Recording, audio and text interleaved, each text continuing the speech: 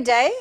This episode is brought to you by Hirsch and Alba Appliances, and today I'm going to show you again another recipe, a new twist on old favorites, and we're going to do this amazing Sorgi pudding with crunchy almonds, and the new twist is using blueberries and strawberries.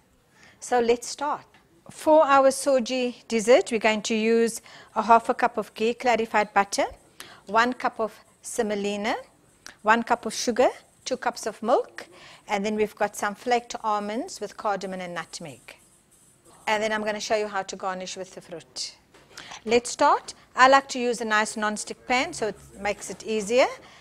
On a medium heat, we're going to heat up a half a cup of ghee, and that's approximately 2 or 3 tablespoons of ghee.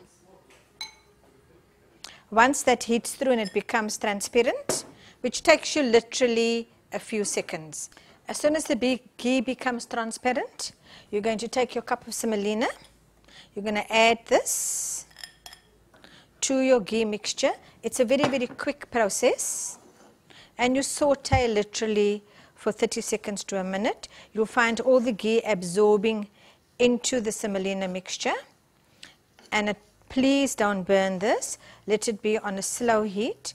And you're just going to cook it until it's a light buff color, and I would actually give it a minute or two, depending on the kind of pot that you're using. You find non-stick ones work really well.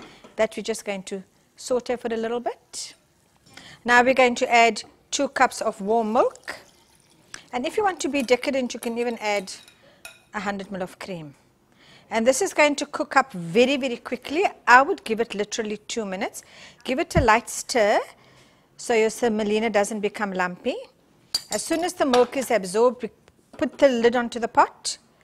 This literally cooks up in 2 minutes. Okay, now you can see all the milk has been absorbed into the semolina mixture.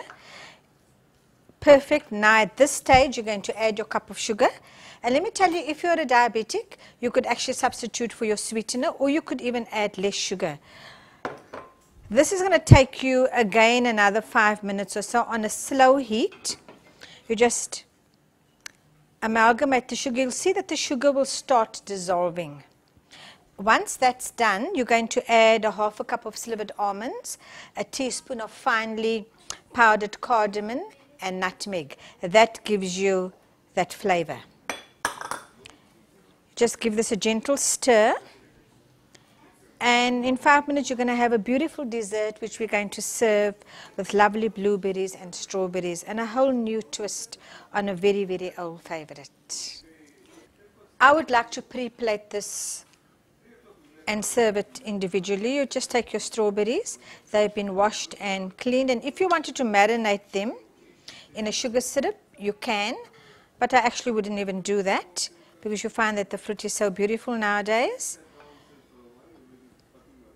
And then we're just going to take a few blueberries, and this we're going to eat with our Sorgi and almond pudding. Okay, here's your Sorgi pudding.